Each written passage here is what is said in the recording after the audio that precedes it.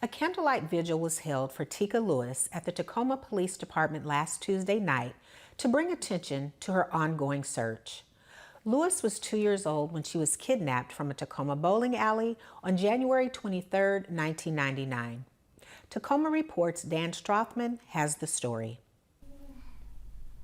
I didn't think I'd have to do this another year, along as 25 years. And you know, Teekah's 27 years old, about to be 28, and I don't want to go another holiday without Teekah. And so I'm pleading to the public now.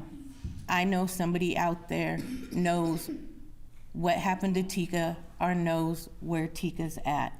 Throughout these years, we've had many leads, many people that have come forward and said they believe that they were Teekah. We ask that if you or someone you know think that you have found Teekah, please contact the proper authorities. In a few moments, probably in time for the Candlelight Vigil, you will see a tractor trailer that Camway has donated, which will have a likeness of, or one of two, trailers. They'll have a likeness of Teekah at the time which she disappeared and what she may look like now. My mom passed away 5 years ago, and before my mom passed away, I told her I would find out what happened to her granddaughter. I will bring her home some way, somehow. This is Teekah's 25th anniversary of her disappearance.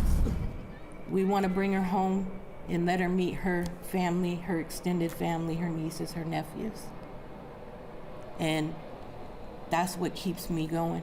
I will do this another 20 years. Do I want to do it? No. 1, 2, 3. It's time to bring her home.